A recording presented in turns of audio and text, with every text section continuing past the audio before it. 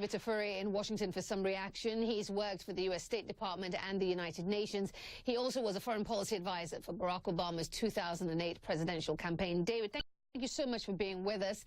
This budget proposal has drawn sharp criticism from those on the left, as well as foreign policy and development experts. But the president's director of the Office of Management and Budget had this to say on Wednesday. Take a listen.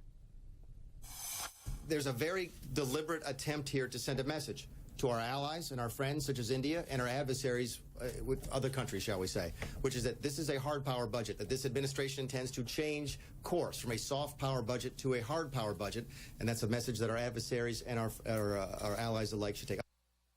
So, David, Mr. Mulvaney, they're saying the president is sending a message of strength. What's your takeaway from these numbers?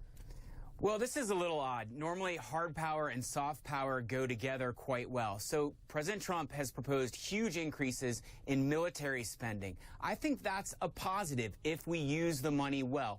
However, the State Department and AID budget cuts are a big mistake. Here's why. We face unprecedented uncertainty around the world.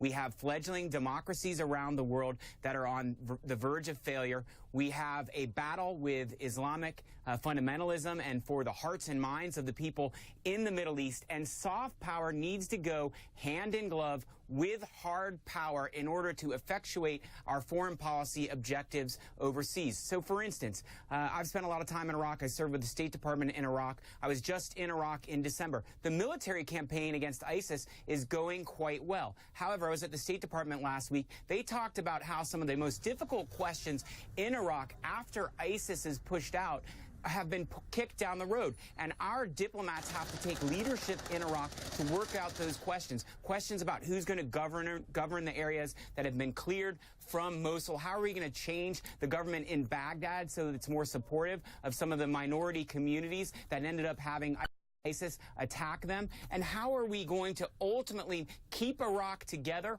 or let Iraq break apart, but make sure that Iraq is never again a home for fundamentalist, radical terrorists like ISIS? Well, David, the nation's top diplomat is in support of the proposed cuts.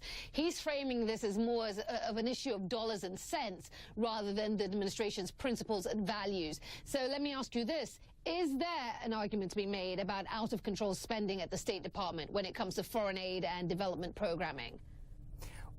Well, I don't think so. You know, the State Department's budget is less than the increase that is proposed for the Department of Defense. Now, can we spend some of this money better? Yes, we absolutely can. I would have liked to hear this administration come up with creative ideas to use the money better, to effectuate our objectives abroad. But we spend less than 1% of our overall budget on foreign assistance abroad. Someone like Senator Rubio, who is a Republican, has talked about that and has talked about how important it is that we keep spending that budget in order to project soft power in addition to hard power. There are other people in the administration, including Secretary Mattis, the Secretary of Defense, who has also talked about how we need our diplomats alongside our military generals in order to make an impact overseas and in order to make sure that hot spots like Iraq, like Afghanistan, like Syria are not places where we have to keep our military forever. We need diplomatic engagement in addition to military engagement, and having a strong State Department budget and a foreign assistance budget is an important part of that.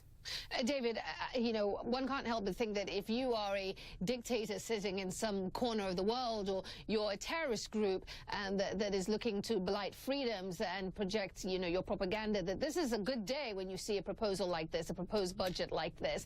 I mean, what are the consequences for U.S. leadership in the world if these cuts are actually enforced? Well, you're absolutely right. This is a good day for dictators. You know, some of the programs that we do are anti-corruption programs. They are democracy-building programs overseas. We try to build up civil society overseas. We try to build up free press overseas. All of those things are a threat to autocrats, to dictators. They don't like that type of funding and programming by the U.S. So those are the things that are really going to be jeopardized by these cuts. And again, I would like to see the Trump administration put their stamp on foreign assistance. They can change it a little bit. They can try and do things a little bit differently, but don't cut it, because like you said, we're only going to end up helping the world's autocrats. David Tafuri joining us from Washington. Very much appreciated. Thank you so much for the insight.